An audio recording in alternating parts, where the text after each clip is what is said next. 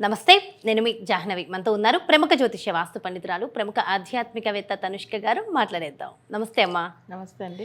అయితే అమ్మ, ఒక్కొక్కసారి ఒక్కొక్కళ్ళ పరిస్థితి బాగుంటుంది, బెటర్గా ఉంటుంది, ఒక మంచి పొజిషన్లో ఉంటారు, అన్నీ బాగుంటాయి.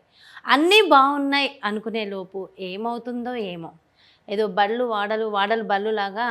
సో ఒక వాడ కాస్త బండి అయిపోతుంటుంది. అవును. ఈ రోజుల్లో కూడా ఇలా సడన్గా బాగున్నాము, విపరీతమైన డబ్బులు చూసాము, కానీ ఏమైందో మా స్థితి అర్థం కావట్లా, ఇట్లా పడిపోయాము అని చెప్పుకునే వాళ్ళు కూడా చాలామంది ఉంటారు. అవును. అసలు దానికి గల కారణం ఏమిటి? కేవలం అంటే ఈ నరదృష్టి వీటి వల్లనే ఇది అవుతుందా, లేదంటే జాతకంలో ఏమైనా చూడాలంటారా? అసలు అంటే నరదిష్టి వల్ల సడన్గా అట్లా అసలు వాళ్ళకి సమస్య వచ్చేదని అందరి జాతకాలకు అట్లా ఉండదు. కొన్ని జాతకాలకు నరదిష్టి తాకినప్పట్లోంచి అస్సలు బాగుండదు, అది ఒప్పుకోవాలి. కానీ కొన్ని జాతకాలకు ఎలా ఉంటుందంటే ఎవరైనా చనిపోయినప్పట్లోంచి బాగుండదు మా ఇంట్లో. సో అప్పుడు ఏమవుతుందంటే వాళ్ళ ఇంట్లో అసలు వాళ్ళ రిలేషన్ అంటే ఇప్పుడు వాళ్ళు నాన్నగారిని కాదు, సో జనరల్గా పెద్దవాళ్ళు ఎవరైనా చనిపోయినా, లేదు చిన్న ఏజ్లో ఉన్న వాళ్ళు సడన్గా యాక్సిడెంట్లో చనిపోయినా, లేకపోతే ఏదో ఒక రీజన్ వల్ల వాళ్ళు చనిపోతారు అనుకోండి, అప్పుడు కూడా ఏమవుతుందంటే వాళ్ళకి నెగిటివ్ వైబ్రేషన్ ఆ ఇంట్లో ఉండిపోతుంది. సో అప్పుడు ఏమవుతుంది, వాళ్ళకి అసలు ప్రతిదీ సమస్యనే. మంచిగా ఉన్న వాళ్ళు, చాలా బాగున్న వాళ్ళు, అసలు మా ఇంట్లో మా మామయ్య చనిపోయారండి, అక్కడ నుంచి ఏది మాకు కలిసి రాలేని అంటారు. కొంతమందిలో ఏంటంటే అసలు మా అన్నయ్య చనిపోయారండి, అప్పట్లోంచి అసలు ఏం బాగుండట్లేదు. ఇట్లా ఒకరికి జాతక పరంగా వాళ్ళ కుటుంబమే అసలు అంటే వాళ్ళ ఫ్యామిలీ పరంగా అందరే సఫర్ అయ్యేది కూడా చూస్తున్నాము. అయితే ఇవన్నీ ఎంత మంచి పొజిషన్లో ఉన్నవాళ్ళు మాకెందుకు ఈ సమస్య వచ్చింది అంటే ఇక్కడ వాళ్ళకి ఒక డౌట్ ఏముంటుందంటే ఒకవేళ ఎవరైనా చేతబడి చేశారో ఏమో, సో దానివల్ల అవుతుందని. బట్ చేతబడి చేయడం కూడా వీళ్ళ జాతక రీతిగా ఏదైనా టైం దశ బాగాలేనప్పుడు, లేకపోతే ఇలా ఎవరైనా చనిపోయినప్పుడు ఎక్కువ ఆ సమస్య అనేది చూపిస్తుంది. అప్పుడు అంటే ఇంట్లో చనిపోవడం అలా అలా అట్లని కాదు, బయట ఎక్కడ చనిపోయినా వాళ్ళకి ఆ దోషం ఉంటుంది. ఇప్పుడు వీళ్ళు వచ్చి పిల్లలంతా వాళ్ళు అబ్రాడ్లో ఉంటారు, వాళ్ళ తల్లియో తండ్రి ఇండియాలో ఉంటారు అనుకోండి, వాళ్ళు చనిపోయారు, ఇండియాలో ఉన్న వాళ్ళు చనిపోయారు, బట్ అబ్రాడ్లో ఉన్న వాళ్ళకి కూడా సమస్య అనేది కనిపిస్తుంది. అంటే ఒక్క ఇంటి దగ్గర ఉన్న వాళ్ళు చనిపోతుందా దోషం వస్తుందని కాదు, ఎక్కడ ఉన్నా కానీ వాళ్ళ జాతక పరంగా వాళ్ళకి తండ్రియో లేదు తల్లియో వాళ్ళు నెగిటివ్ పవర్ ఉన్నారు చనిపోతే వాళ్ళకి సమస్యలు అనేది అక్కడ నుంచి ఎక్కువ అవుతూ ఉంటుంది. అంటే నాకు తెలిసి అంతకుముందు కూడా ఒక క్లయింట్, వాళ్ళకి జాబ్ మంచి పొజిషన్లో ఉన్న అతను యుఎస్లో, కానీ అంత ఫ్యామిలీ పరంగా చాలా బాగున్నారు. కొన్ని రోజుల్లో వాళ్ళకి ఏమైపోయిందంటే వాళ్ళ రిలేటివ్స్ అంటే వాళ్ళు అసలు మామే చనిపోయారు, చనిపోయిన వెంటనే ఆయన జాబ్ పోయింది, తర్వాత ఈమెకు కూడా జాబ్ కూడా పోయింది. అసలు నెక్స్ట్ ఏమైందంటే వాళ్ళ పిల్లల లైఫ్ కూడా బాగుండట్లేదు, మ్యారిటల్ లైఫ్ ప్రతిదీ సమస్యగా అయిపోయింది. అట్లా అంటే అట్లా నేను కూడా కొంతమందిని చూసా ఈ మధ్యన, అసలు అన్ని సమస్యలే వాళ్ళకి. అప్పుడు ఏమైందంటే అసలు ఈయనకు మా మామే చనిపోయిన దానికి మా లైఫ్ ఇలా ఉంది సరే, మా వారిది ఓకే, మా పిల్లల లైఫ్ కూడా ఎందుకు బాగాలేదండి అని అన్నారు. అంటే వాళ్ళు చనిపోయిన పవర్ ఒక నెగిటివ్ పవర్, శని పవర్ రోజు చనిపోయారు. సో అప్పుడు ఏమవుతుందంటే వాళ్ళ ఫుల్ జనరేషన్ వాళ్ళ ఫ్యామిలీ అందరికీ చూపిస్తుంది.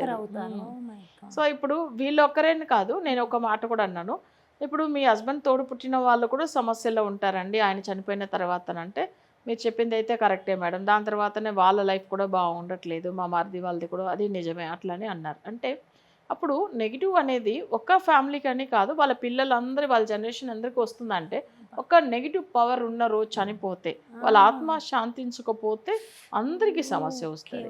సో అప్పుడు ఏమవుతుంది, మంచి పొజిషన్లో ఉన్న వాళ్ళు ఏం లేకుండా అయిపోయిన వాళ్ళు చూస్తాం చూడండి ఇట్లా ఉన్నప్పుడు.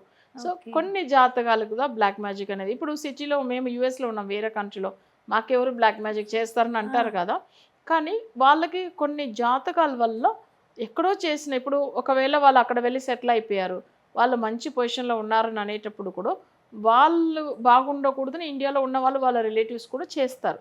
బట్ అప్పుడు కూడా ఆ ఎఫెక్ట్ పడుతుంది వాళ్ళ మీద, ఏ కంట్రీలో ఉన్నా కూడా వాళ్ళకి. సో ఇట్లా జరుగుతుంది, ఎందుకంటే కొంతమంది నమ్మరు, కానీ ఆ సమస్యల్లో ఎవరైతే ఉన్నారో వాళ్ళకి అర్థమవుతుంది ప్రాబ్లం ఏంటనేది.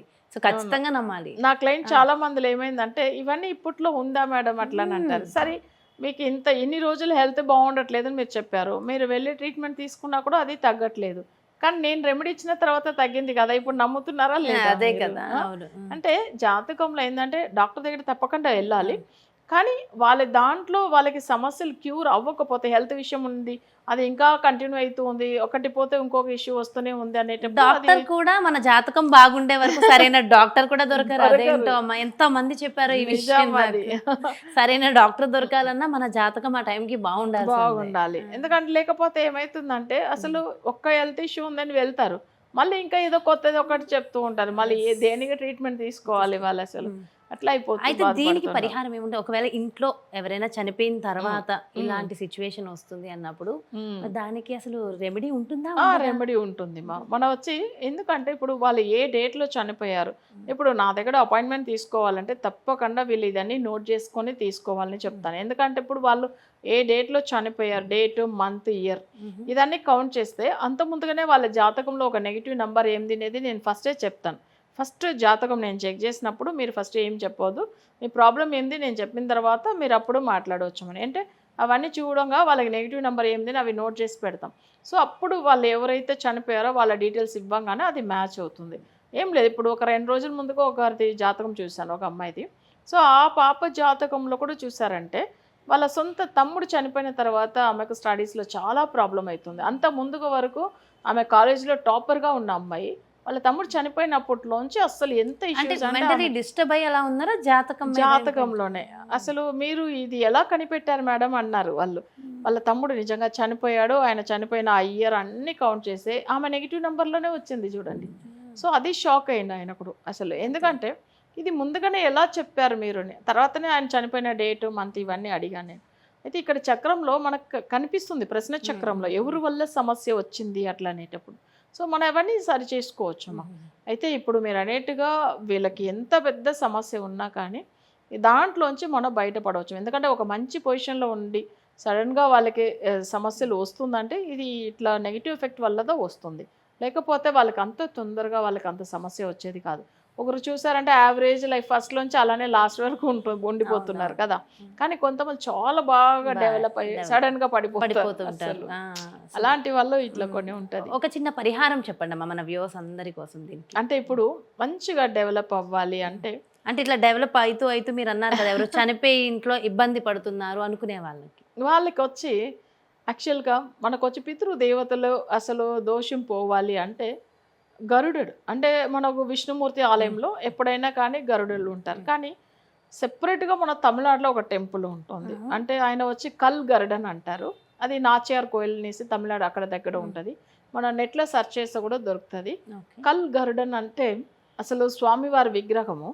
ఆయనకు వచ్చి ఏంటంటే రాయితోనే, మూలస్థానంలో ఎలా ఉంటాడు గరుడు పెద్దది, ఈయనకు వచ్చి అంటే ఉత్సవం కూడా నడిపిస్తారు. అంటే తనకు వచ్చి ఏంటంటే అసలు మీకు తెలుసు ఆయనది, మీరు నెట్లో సెర్చ్ చేశారంటే అసలు స్వామివారి విగ్రహం ఎలా ఉంటుందంటే ఎంత బరువు అంటే, కానీ లోపల చిన్న ఇదే కదా, అంటే టెంపుల్ లోపల వెళ్ళి తీసుకురావడం అంటే ఫస్ట్ 4 వెళ్తారు, అప్పుడు ఆ వెయిట్ బరువు అసలు మోస్తారు.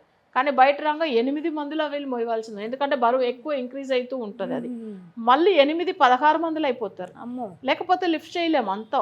అసలు అక్కడ ఉన్నప్పుడు ఈజీగా ఒక 4-8 మందితో బయట రాను అట్లానే డబుల్ అవుతూ ఉంటుంది అన్నమాట. ఆయన ఎంత పవర్ఫుల్ చూడండి. స్వామివారి వచ్చి గరుడ వారు ఏం చేస్తాడంటే అక్కడ డైరెక్ట్గా విష్ణుమూర్తి పెండ్లి గురించి వచ్చిండు, ఆయన అక్కడే ఆగిపోయినంట. సో ఆ టెంపుల్ వెళ్ళి దర్శనం చేసుకోవచ్చాము, గరుడికి పూజలు చేయవచ్చాము.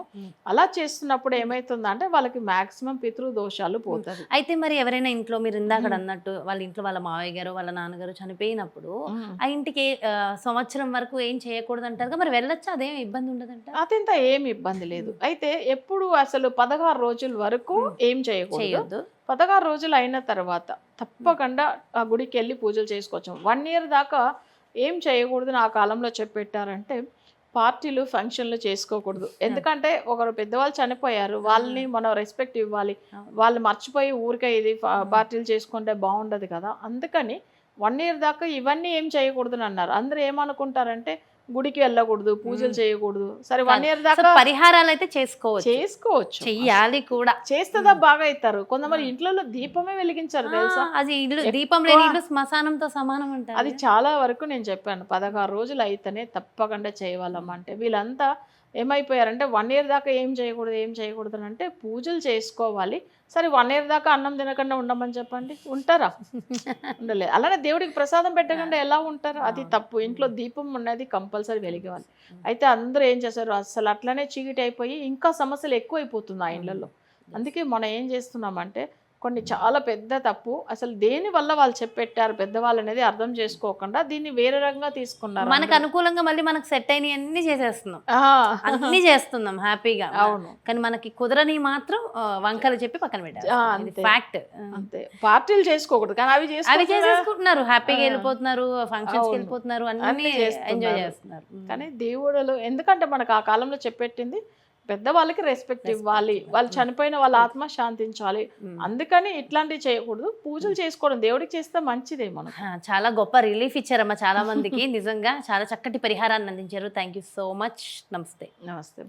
మరి ఎందుకు మన స్థితి ఇలా అయిపోయింది, మంచి స్థితిలో ఉన్న మనం ఎందుకు ఇలా అయిపోయాము అని అనుకున్నప్పుడు ఖచ్చితంగా ఒక్కసారి చెక్ చేసుకోండి. మీ ఇంట్లో ఏమైనా ఇలాంటి ఇబ్బందికర వాతావరణం ఏమైనా ఉందేమో, అప్పటి నుంచే మీకు స్థితి ఇలా ఉందేమో చెక్ చేసుకుని మరి అమ్మ చెప్పినట్టుగా ఆ ఆలయ దర్శనాన్ని ఒక్కసారి చేసుకుని వస్తే చాలా మళ్ళీ మంచి జీవితం మొదలవుతుంది అని చెప్తున్నారు. ఖచ్చితంగా పరిహారాన్ని కనుక ఫాలో అయితే చాలా చాలా బాగుంటుంది.